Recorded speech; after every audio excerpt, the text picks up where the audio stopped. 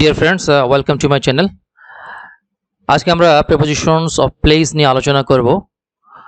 Three prepositions at, in এবং on are mostly used as prepositions of place. স্থান নির্দেশক preposition হিসেবে at, in এবং on এই তিনটি preposition খুব বেশি ব্যবহৃত হয়ে থাকে. preposition বিষয়টি কি এই বিষয়ে আমার একটি ভিডিও রয়েছে, আপনারা সেটা দেখে নেবেন, সেখানে বিস্তারিত আলোচনা রয়েছে. আজকে আমরা preposition at এর ব্যবহার শিখব. চলুন দেখা যাক. বন্ধুরা, আমরা আগে বলেছি prepositionকে আমরা বিচ্ছিন্ন হিসেবে শিখব না বা কোনো শব্দকে বিচ্ছিন্ন হিসেবে শিখব না. একটা শব্দ শিখতে গেলে সেগুলোকে আমরা গুচ্ছ হিসেবে শিখব, তাহলে আমরা সহজে সেটাকে মনে রাখতে পারবো এবং খুব সুন্দরভাবে সেগুলোকে ব্যবহার করতে পারবো. আমাদের ব্যবহারের মধ্যে কোনো ভুল হবে না. তাহলে চলুন দেখা যাক. এখানে উদাহরণ দিলাম যে at প্লাস প্লেস. এখানে at হচ্ছে স্থান নির্দেশক প্রিপোজিশন আর প্লেসটা হচ্ছে হোম. ঠিক আছে, এর অর্থ হলো বাড়িতে বা গৃহে. আমরা বাড়ি বা গৃহ শিখব না, আমরা শিখব বাড়িতে বা গৃহে. তখন এই at এর প্রিপোজিশনটি ব্যবহার হবে. হোমের সঙ্গে সবসময় at প্রিপোজিশন ব্যবহার হবে, মনে রাখবেন. উদাহরণ দেখা যাক. আই এম এট হোম, আমি বাড়িতে. She is not at home, সে বাড়িতে নেই. আর ইউ এট হোম, তুমি কি বাড়িতে? তাহলে দেখলাম যে এটের পরে কতগুলো নাউন বসেছে, সেই নাউনগুলো দিয়ে স্থান বোঝাচ্ছে হোম. এই হোমের সঙ্গে এট ব্যবহৃত হয়েছে. এট সামন্স হাউস অথবা এট সামন্স রেজিডেন্স, এর অর্থ হলো কারো বাড়িতে. হ্যাঁ, যেমন উদাহরণ দেখা যাক. I am at my brothers house, আমি আমার ভাইয়ের বাড়িতে. হ্যাঁ, she is at her uncle's residence. দেখুন এখানে এটের পরে সামন্স মানে হচ্ছে আঙ্কেলস এবং একটি প্লেস আছে residence. They R at their house, তারা তাদের বাড়িতে. এখানে সামন্স মানে দেয়ার পজিটিভ প্রোনাউন. তারপর বসেছে এটা প্লেস হোম. তাহলে আমরা দেখলাম যে এট প্লাস হচ্ছে প্লেস, সামন্স হাউস অথবা সামন্স রেজিডেন্স. সবসময় মনে রাখবেন এটা. এট দি অফিস অথবা এট দি ব্যাংক. হ্যাঁ, অফিসে বা ব্যাংকে. উদাহরণ দেখা যাক. I am at the office, আমি অফিসে. She is at the bank to withdraw some money, কিছু টাকা তোলার জন্য সে ব্যাংকে. Are you at the office, তুমি কি অফিসে? তাহলে দেখলাম এট স্থান নির্দেশক প্রিপোজিশনটি পরে অফিস এবং ব্যাংক বসেছে. তখন অফিসে বা ব্যাংকে বোঝাতে আপনি এট অফিস বা এট ব্যাংক এটি ব্যবহার করবেন. এটের পরে আমরা স্কুল, কলেজ এবং ইউনিভার্সিটি দেখছি, শিক্ষা প্রতিষ্ঠানের নাম সে ব্যবহার করবেন স্কুলে, কলেজে বা বিশ্ববিদ্যালয়. যেমন উদাহরণ দেখা যাক. হি ইজ এট স্কুল, সেই স্কুলে. আই এম এট কলেজ, আমি কলেজে. আর ইউ এট ইউনিভার্সিটি, তুমি কি ইউনিভার্সিটিতে? তাহলে স্কুল, কলেজ, ইউনিভার্সিটির সাথে এট প্রিপোজিশনটি বসবে. এট দি বিচ, সমুদ্র সৈকতে. হ্যাঁ, উদাহরণ দেখা যাক. She is at the beach with friends, বন্ধুদের সাথে সে সমুদ্র সৈকতে. I am also at the beach, আমিও সমুদ্র সৈকতে. Is he at the beach, সে কি সমুদ্র সৈকতে? তাহলে সমুদ্র সৈকত অর্থাৎ বিচের সাথে এট প্রিপোজিশনটি বসবে. আমরা বিচ আলাদাভাবে শিখবো না, আমরা শিখবো সৈকতে. তাহলে আমাদের সহজে মনে থাকবে এবং সেটিকে আমরা সঠিকভাবে ব্যবহার করতে পারবো. এট দি ডোর, দরজা অথবা দরজার পাশে. যেমন উদাহরণ দেখা যাক. শি ইজ ওয়েটিং এট দি ডোর, সে দরজা অপেক্ষা করছে. হি ইজ স্ট্যান্ডিং এট দি ডোর, সে দরজায় দাঁড়িয়ে আছে. আর দে এট দ্য ডোর, তারা কি দরজায়? তাহলে দরজার পাশে এই বোঝাতে আমরা এট প্রিপোজিশন ব্যবহার করব, দরজার পাশে. তাহলে এটি ক্লিয়ার হবে. এট দি পার্ক, পার্কে. যেমন উদাহরণ দেখা যাক. I am at the park, আমি হলাম কোথায়? পার্কে. Is he at the park, সে কি পার্কে?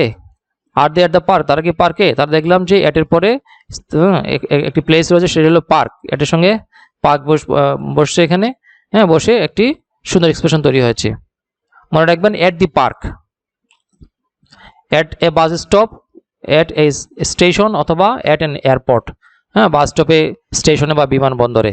যেমন he is at the bus stop, সে কথা সে বাস স্টপে. She is at the station, সে স্টেশনে. Are you at the airport, তুমি কি এয়ারপোর্টে? তাহলে বাস স্টপ, স্টেশন এবং এয়ারপোর্ট এগুলোর সাথে এট প্রিপোজিশনটি ব্যবহৃত হবে. হ্যাঁ, স্থান. এট plus place. At the Crossroads, crossroad হচ্ছে দুই রাস্তার সংযোগস্থল. তাহলে কেউ যদি দুই রাস্তার সংযোগস্থল থাকে তখন আপনি বলবেন এট দি ক্রসরোডস. যেমন turn left at the crossroads, অর্থাৎ সংযোগস্থলে বাম দিকে মোড় নাও. She turn right at the crossroad, সে সংযোগস্থলে কোন দিকে মোড় নিল? ডান দিকে মোড় নিল. Don't turn left at the crossroad, সংযোগস্থলে কোন দিকে মোড় নিবে না? বাম দিকে মোড় নেবে না. তাহলে এট দি ক্রসরোডস মনে রাখবেন. এট দি ডক অর্থাৎ ফেরিঘাটে. উদাহরণ দেখা যাক, we R at the doc, আমরা কোথায়, আমরা হলাম ফেরিঘাটে। The ship anchored the dock, অর্থাৎ জাহাজটি কোথায় নোঙর ফেললো, ডকে, ফেরিঘাটে নোঙর ফেললো। What are you doing at the dock, ডকে তুমি কি করছো, তাহলে এটা দ্বারা বোঝাচ্ছে ফেরিঘাটে তুমি কি করছো। হ্যাঁ, অ্যাট দি ডক মনে রাখবেন। অ্যাট দি রেস্টুরেন্ট অথবা অ্যাট দি হোটেল অথবা অ্যাট দি পাব, হ্যাঁ, রেস্টুরেন্টে, হোটেলে বা পানশালায়। যেমন উদাহরণ দেখা যায়, দে আর অ্যাট দি রেস্টুরেন্ট, তারা রেস্টুরেন্টে। We are at the hotel, আমরা হোটেলে। আর ইউ অ্যাট দি পাব, তুমি কি পানশালায়। তাহলে রেস্টুরেন্ট, হোটেল এবং পাব এগুলোর সঙ্গে স্থান নির্দেশক প্রিপোজিশন অ্যাট ব্যবহৃত হবে। অ্যাট দি থিয়েটার অথবা মুভিস, নাট্যশালায় বা প্রেক্ষাগৃহে। যেমন উদাহরণ দেখা যাক, we waited for her at the theatre, আমরা নাট্যশালায় তার জন্য অপেক্ষা করলাম। She is already at the theatre, সে ইতোমধ্যেই নাট্যশালায়। Are they at the movies, তারা কি প্রেক্ষাগৃহে অর্থাৎ ছবি দেখতে গেছে ওখানে। তো এভাবে আমরা অ্যাট দ্য থিয়েটার এবং অ্যাট দ্য মুভিস ব্যবহার করব। অ্যাট দ্য ডক্টরস অথবা হেয়ার ড্রেসার্স, ডাক্তারখানায় বা সেলুনে। যেমন উদাহরণ দেখা যাক, the patients are waiting at the doctor's, রোগীরা ডাক্তারখানায় অপেক্ষা করছে। She is at the hairdresser, সে সেলুনে। Are you at the doctor's, তুমি কি ডাক্তারখানায়। তাহলে ডাক্তারখানায় বা হেয়ার ড্রেসার্সে এইভাবে আমরা ব্যবহার করতে পারি। এখানে ডক্টরস ব্যবহৃত হয়েছে, এখানে হেয়ার ড্রেসার্স অ্যাপোস্ট্রফি আছে, মনে রাখবেন। অ্যাট দি ওয়েডিং অথবা অ্যাট দি পার্টি, এর অর্থ হলো বিয়েতে বা পার্টিতে। যেমন উদাহরণ দেখা যাক, she is at the wedding, সে বিয়েতে অর্থাৎ বিয়ের অনুষ্ঠানে। I will wait for you at the party, আমি পার্টিতে তোমার জন্য অপেক্ষা করব। Wait for me at the wedding, অর্থাৎ বিয়ে অনুষ্ঠানে আমার জন্য অপেক্ষা করো। তাহলে অ্যাট দি ওয়েডিং এবং অ্যাট দি পার্টি এটি ব্যবহার করব।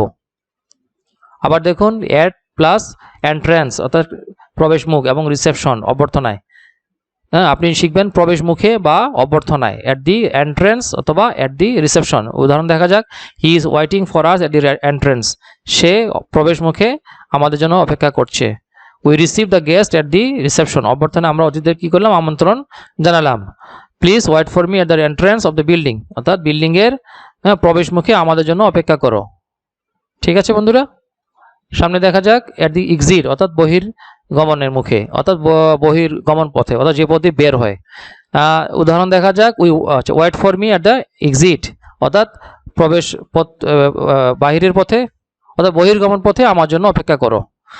I will pick you up at the exit, অর্থাৎ যে পথ দিয়ে মানুষ বের হবে সেই পথে, অর্থাৎ বহির্গমন পথ থেকে আমি তোমাকে তুলে নেব।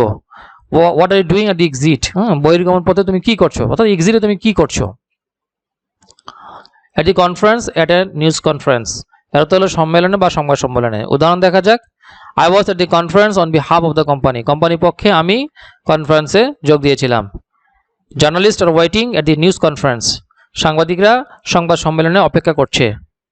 I will be at the conference on time, সময় মতো আমি কনফারেন্সে হাজির হব।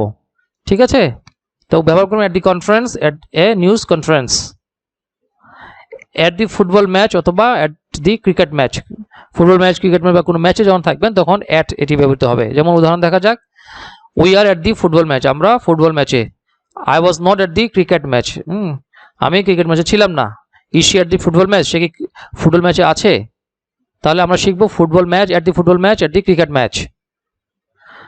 আরটি দেখি, অ্যাট দি টেবল অথবা অ্যাট দি ডেস্ক, খুব বেশি ব্যবহৃত হয়ে থাকে।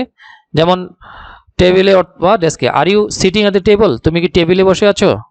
She is sitting at the desk, সে ডেস্কে বসে আছে। I am not sitting at the table, আমি টেবিলে বসে নেই। এভাবে আপনি ব্যবহার করবেন, অ্যাট দি টেবল অথবা অ্যাট দি ডেস্ক, আপনি যেখানে থাকবেন।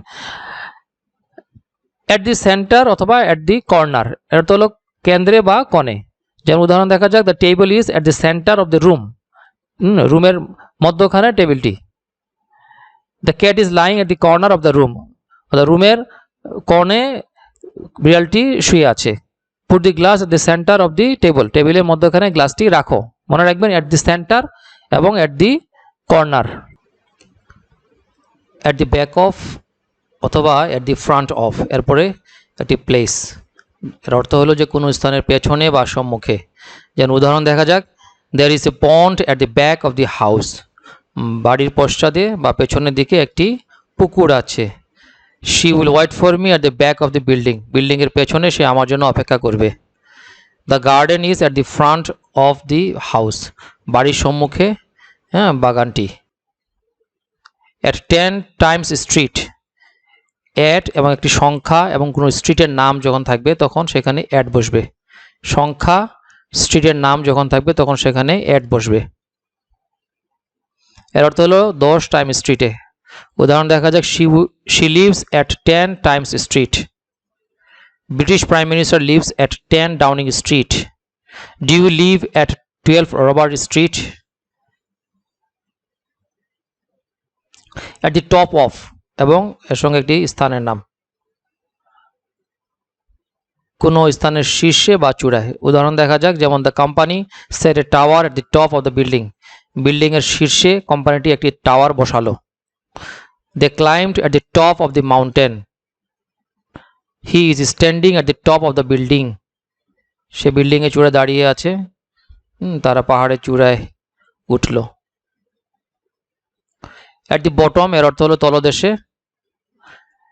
দে found a ship at the bottom of the sea. সাগরের তলদেশে তারা একটি জাহাজ পেল। তলদেশে বোঝাতে at the bottom, bottom plus at. আচ্ছা, they discovered an old building at the bottom of the river.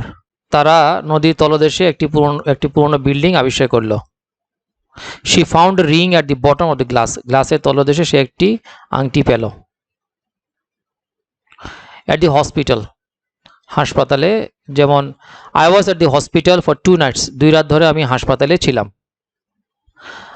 I will wait for you at the hospital. হাসপাতালে আমি তোমার জন্য অপেক্ষা করব। The patient died at the hospital last night. গত রাতে রোগীটি হাসপাতালে মারা গেছে। সো আমরা শিখবো হাসপাতালে বলবো at the hospital. At the mosque, temple or church. কোনো ধর্মীয় প্রতিষ্ঠানের আগে কি বসবে? অ্যাট বসবে। মসজিদে, মন্দিরে, গির্জায়।